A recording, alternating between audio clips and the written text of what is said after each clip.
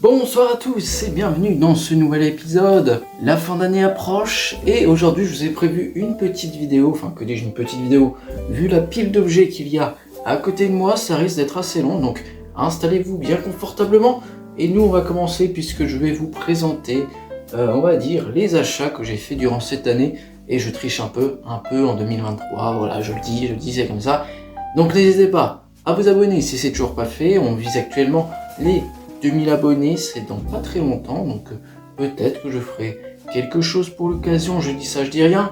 Et aussi, merci à tous ceux qui commentent, qui me suivent, qui sont présents en fait, malgré mes absences de plusieurs mois sur la plateforme. Donc je vous remercie pour toute votre attention et votre gentillesse. Allez, commençons, c'est parti, j'ai très hâte. Nous avons donc en premier Tidal Wave, parce que je redécouvre un peu les trucs, ça fait longtemps que je les ai achetés. C'est donc le Spidey. Spidey, je ne sais pas c'est qui ça. Bon, c'est inversé que la caméra, vous avez l'habitude. Mais c'est un tour de petits paquets, un petit peu à la Twisted Aces, si vous ne connaissez pas, hein, de Dave Vernon. La fameuse routine où les as retournent magiquement. Ouh là là, je suis en train de vous spoiler la suite, ce n'est pas grave. Donc on va l'ouvrir juste ici. Ouh là, j'allais vous spoiler, il y a un petit code pour... De toute façon, c'est écrit à l'envers, donc bon courage pour déchiffrer ce qui est écrit, mais bon, voilà, hop. Et donc à l'intérieur, nous avons les 4 cartes, donc les 4 dames, voilà, qui sont spécialement faits sur mesure pour le tour en bicycle, bien entendu. Bon, la mise au point se fera jamais, ce n'est pas grave, mais donc vous allez pouvoir faire la fameuse routine de Twisted Aces. Sauf qu'ici, à la fin, il y a un effet en plus, un effet de mentalisme, qui ajoute vraiment quelque chose d'assez sympathique. Voilà, je vous ferai pas de démonstration, parce que sinon la vidéo durera trop longtemps, mais ne vous inquiétez pas, néanmoins j'en ferai quelques-unes. Donc ça c'était pour Tidal Wave de Spidey. Je ne connaissais pas ce tour, donc pour ceux que ça intéresse, pourquoi pas.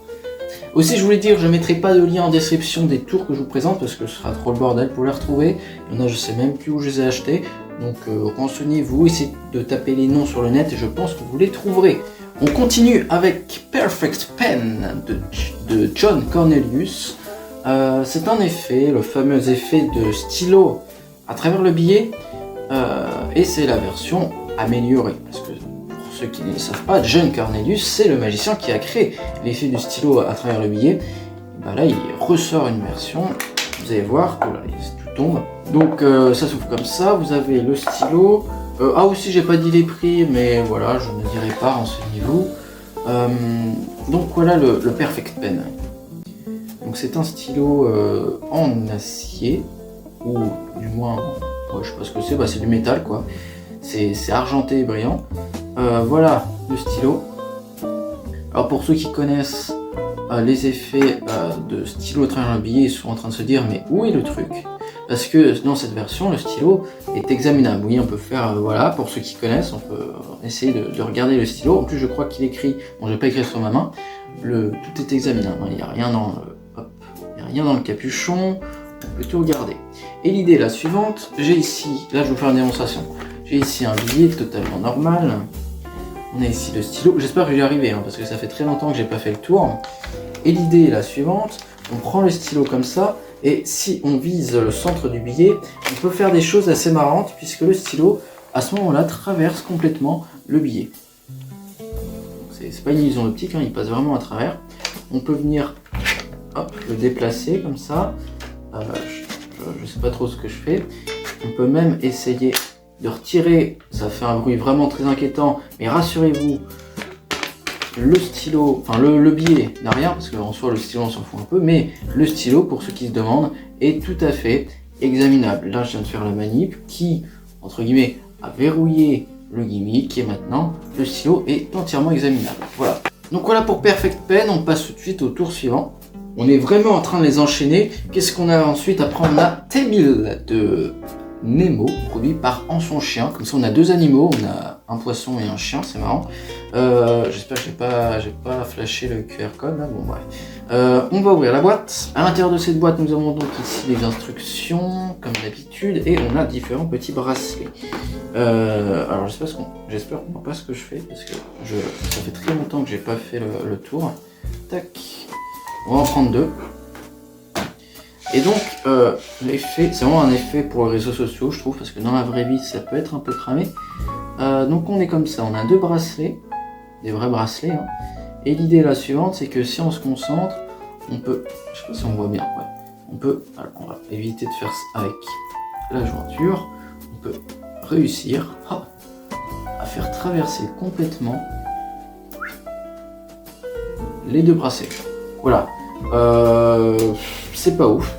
Et en plus c'est cher, donc on passe tout de suite au tour suivant. Allez, nous avons donc Dex de qui? C'est de qui? C'est de Lloyd Barnes et de Javier Fuenmayor. Fuenmayor. Voilà, vous comprendrez mon accent exceptionnel, ça fait énormément de bruit cette boîte, mon accent exceptionnel en espagnol. Donc dans cette boîte en acier, on a plusieurs choses. Alors, je crois que j'aurais déjà enlevé le gimmick parce que sinon je vais dévoiler vraiment le truc. Là on a des cartes, on a la vidéo d'instruction, j'espère qu'on n'a pas trop vu, voilà. Et donc, protégé dans de la mousse, on a donc le fameux gimmick, je vais pas vous le montrer. Par contre, je vais essayer de vous faire la petite démonstration, si j'arrive bien sûr. Donc je mets le gimmick juste ici, et l'idée c'est que c'est un index, voilà, bon, c'est pas le doigt, hein, c'est un index en magie, c'est un outil qui vous permet de sortir n'importe quelle carte. Je vais taper dans le micro, j'espère que ça n'a pas fait trop de bruit. N'importe quelle carte d'un jeu de 52 cartes de manière ultra rapide, aussi rapide que l'éclair.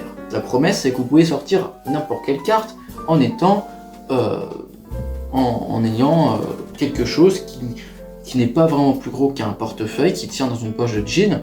Donc, imaginons que le spectateur me dise, je ne sais pas, le 3 de pique. Moi, sans regarder, bon, je regarde parce que c'est compliqué. Sans regarder de manière ultra rapide, je peux vous sortir le 3 de pique. Après, vous pouvez dire qu'est-ce qui serait passé s'il avait dit 5 de pique. C'est une question. Là, je suis en train de temporiser parce que j'essaie de me rappeler de l'index, mais normalement, c'est le 6. Vous voyez, je me gourre. Attends. 2, 3. Ah oui, non, c'était là. 5 de pique. On va couper au montage. 5 de pique. Voilà, je maîtrise parfaitement la bête, comme vous pouvez le voir. Bon, on va essayer de faire avec une autre carte un peu plus compliquée, parce que visiblement c'est trop facile pour moi. Hein. Je ne sais pas, le valet de cœur. Là, je ne regarde pas, je regarde la caméra, et pourtant je peux sortir le valet de cœur. Si vous voulez le 10 de carreau, ça doit être faisable. Yes, oui, je commence à reprendre du poil de la bête. Qu'est-ce que vous voulez? Vous voulez la dame de quoi? La dame de trèfle, la dame de trèfle, elle est là. Yes. Alors, qu'est-ce que j'en pense de ça? C'est vraiment compliqué. Je vous le déconseille. Voilà. Comme ça, la chose est dit. En plus, je l'ai payé très cher, donc c'est bien fait pour moi. On continue donc avec un nouveau tour. Enfin, un nouveau tour, c'est un ancien tour, mais c'est la première fois que je le voyais. En plus, j'ai vu Henry Evans en conférence. Je l'ai pris durant cette conférence. C'est Beat the Devil. De Henry Evans, c'est produit par Card Sharks. Voilà. C'est un effet assez intéressant. Alors, il y a toute une routine. Je vais juste vous montrer la... Attends, on va cacher le QR code. Il y a toute une routine. Mais l'idée, en gros, ce qui vous permet de faire, c'est de pouvoir montrer je sais pas si on voit, un jeu de cartes comme ça. On peut mélanger le jeu, voilà. Et l'idée, c'est que le spectateur touche n'importe quelle carte. C'est vraiment le choix libre, hein. Je fais vraiment le spectateur lambda qui touche par exemple cette carte. Et ben normalement, grâce à ce jeu magnifique qui est Beat the Devil, on lui a forcé la carte qui est le 5 de trèfle, en l'occurrence ici. Voilà. Également, j'en dis un peu, mais ce jeu, il y a un peu de marquage. Et franchement, le marquage, je peux vous montrer, il est vraiment clean. Peut-être que vous le voyez, peut-être que vous ne le voyez pas. On a un également ici. Quand on ne sait pas, le marquage est ultra clean. Voilà. Donc voilà pour Beat the Devil, on passe tout de suite au tour suivant. Alors ça, vous l'avez peut-être vu dans mon dernier short, c'est le dernier Tenyo, enfin c'est un des 4 derniers Tenyo de 2025. En réalité, c'est une réédition d'un ancien Tenyo. Je vais vous faire la démonstration, elle est assez ouf. Donc à l'intérieur de la boîte, tac, ça fait beaucoup de bruit. Il faut savoir que Tenyo à la base c'est une marque de jouets. C'est vraiment pour le kiff des mécanismes ingénieux. Donc à l'intérieur, vous avez un petit socle comme ceci.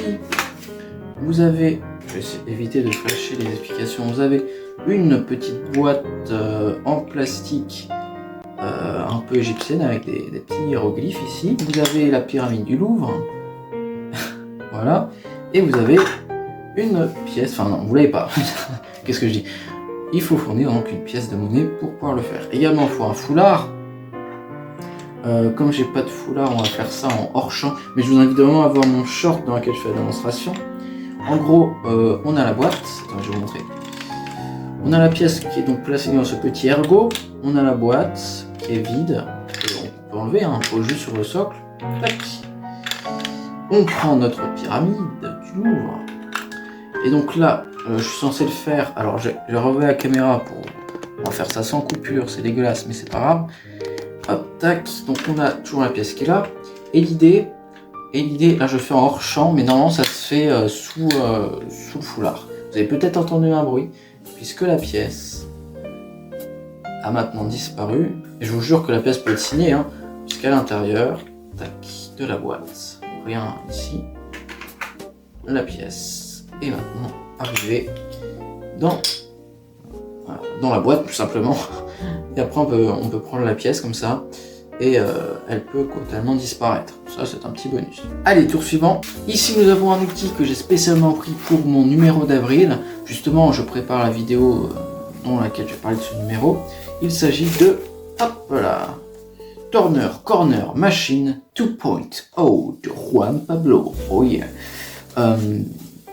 Donc c'est un outil, je vais pas vous montrer, qui permet vous savez, faire les fameux tours avec les coins de carte quand tu déchires une carte, enfin tous les effets de cartes dans lesquels le coin est déchiré qui apparaissent dans des endroits impossibles. Voilà, ça vous utilise un peu mon numéro d'avril, mais ne vous inquiétez pas, la vidéo à son sujet sort dans pas si longtemps. Allez, on passe donc au tour suivant. Ça, j'en ai déjà parlé en vidéo, j'ai déjà fait une vidéo, n'hésitez pas à aller la voir, c'est demi-deck d'Angelo Carbone. Je vous fais une petite démonstration pour le kiff parce que mine de rien ça fait longtemps que j'ai pas fait le tour. Donc à l'intérieur, très belle boîte, ça claque. Avec à l'intérieur le code, vous avez le matériel, vous avez la petite lame. Elle veut pas faire le jeu point, il n'y a rien à faire. Vous avez la petite box, ici vous avez des cartes truquées, enfin pas truquées, enfin des cartes gaffe. Vous avez la caisse qui est complètement vide, hein. On peut passer, on peut mettre ça à l'intérieur si vous voulez, hop, c'est vide. On peut montrer sur tous ces angles, et normalement je devrais avoir un jeu de cartes juste là, tac, un jeu de cartes. Un jeu de cartes qui est allé dans les mains de Marcobi, quand je lui ai fait un tour à Paris, n'hésitez pas à aller voir la vidéo justement qui est le best-seller de cette chaîne YouTube. Allez, petite démonstration, j'ai ici un jeu de cartes dans la box. On prend simplement la lame, tac, et si j'y arrive, yes, on va venir, hop, couper le jeu. On peut montrer, le jeu est vraiment coupé, on peut même montrer que les cartes sont ici, ok. On referme le jeu, on enlève la lame, comme ça, et on peut montrer la boîte sous tous ses angles, et bien sûr, la boîte est complètement empty, complètement vide, et à l'intérieur, j'ai pas fait de change hein, quand je vous montre la boîte, le jeu est complètement examinable, et on peut faire un effet avec sans problème. Donc voilà pour demi-deck, on passe tout de suite au tour suivant. Alors ça je l'ai acheté parce que ça coûtait 3 balles, il était en réduction chez Big Magie. C'est un effet, je vais pas vous faire la démonstration, en gros, je vais quand même vous sortir le truc. Tac. C'est le fameux effet de la prédiction ratée qui s'avère en fait ne pas être raté. Alors je l'ai reçu, il est mal imprimé, normalement ici ça devrait être un gros 2 de pique. Donc l'idée c'est que vous avez une prédiction ici, vous faites choisir une carte, imaginons comme par hasard le 10 de cœur, vous dites que vous avez une prédiction. Oh non, c'est pas le 2 de pique, dans ces cas-là vous dites ne vous inquiétez pas, faites-vous la démonstration, c'est un joker, oula le micro, c'est un joker, je rigolais, je savais que c'était pas votre carte, par contre là je suis sûr que votre carte est parmi toutes ces cartes, donc en effet le 10 de cœur est juste ici, et je le savais parce que si on déplie complètement, bam, on a un gigantesque 2 de cœur en format A3, donc voilà pour l'effet, c'est cool, voilà c'est cool pour les petites prestats sympathiques, ça coûte pas très cher. Je vais pas réussir à le rentrer. On passe donc tout de suite au tour suivant. Allez, là c'est un tour très dangereux que je vous propose, c'est mini roulette de TCC. Donc à l'intérieur, c'est très beau, hein, c'est vraiment une pièce de collection. Alors il faut déjà ouvrir la boîte, c'est le premier casse-tête. À l'intérieur, vous avez une magnifique boîte, voilà, je sais plus parler, une magnifique boîte en bois, et pas une boîte en boîte. Je ne sais pas, je crois que c'est l'acajou, mais c'est vraiment, je sais pas si on voit bien, parce que le focus ne fait plus sur mon téléphone, c'est vraiment magnifique, c'est vraiment stylé. À l'intérieur, alors vous avez, quand je vous disais que c'était dangereux, vous avez juste là, un petit pieu, tout petit pieu, tout mignon, qui pique vraiment.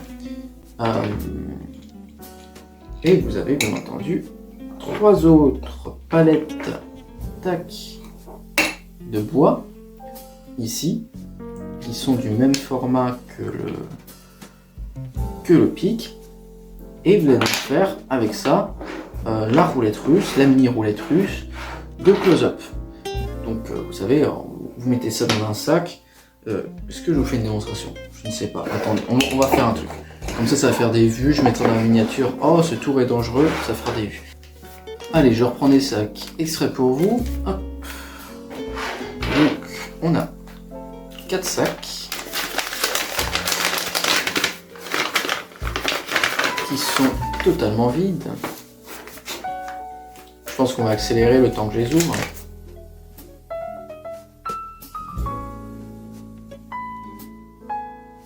Donc voilà, j'ai ouvert tous les sacs, on voit plus les pieux, enfin les blocs. On va les mettre ici. Tac. Hop là. Ok. Alors, on va mettre le premier pic dans l'un des sacs, qui sont vides, hein, bien entendu. Si j'arrive, voilà. On ferme le sac. Tac. On met maintenant les palettes, enfin comment vous appelez ça, les petits morceaux de bois dans les sacs. On va essayer de tac.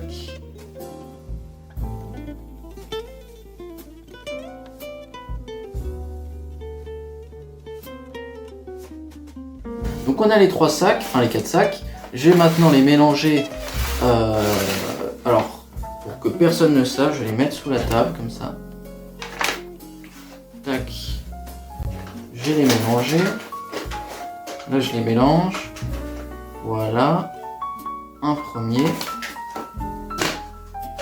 Tac. Un deuxième. Un troisième. Et un quatrième. Voilà. Donc les sacs sont vraiment mélangés. Et l'idée, c'est que le spectateur me dit n'importe quel sac. Imaginons celui-ci. On peut l'éliminer dans ces cas-là. Voilà. Donc ça, on n'en a plus besoin. Hop. Il me dit maintenant un autre sac, imaginons celui-là, donc on peut l'éliminer. Voilà. Tac.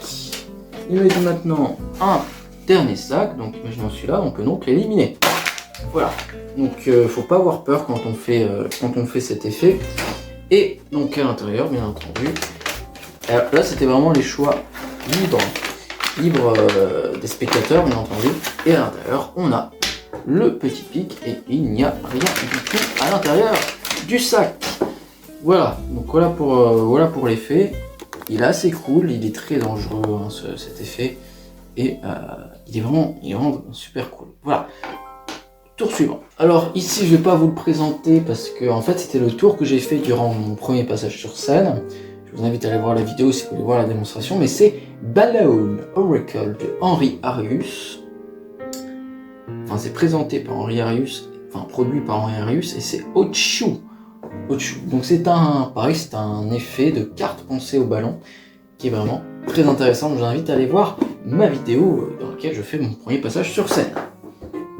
On passe donc au tour suivant. Et donc voilà, le dernier tour de la vidéo, c'est Cube à 10. Je vais pas vous faire la démonstration, mais je peux vous montrer le matériel. C'est un effet un peu comme vous savez les tours avec les bouteilles, avec les tubes. Je vais donc vous montrer le matériel. Vous avez deux tubes comme ça, donc un tube blanc, un tube rouge, de diamètre différent, et vous avez le petit pot bleu comme ceci. Donc l'idée c'est qu'à la fin du tour, la montre du spectateur apparaît à l'intérieur du tube, tout simplement, enfin du pot, comme vous voulez. Pareil, je vous ferai pas de démonstration, je pense que je vais le revendre durant la foire au truc de janvier 2025. Et bah voilà, la vidéo est terminée, n'hésitez pas à vous abonner si c'est toujours pas fait. On se dit à très bientôt pour vous parler de mon numéro sur scène, comment, si vous voulez le voir, comment faire, etc. Donc voilà, c'était Raphaël, je vous dis à très bientôt et je vous souhaite à toutes ces très bonnes fêtes de fin d'année. Allez, salut!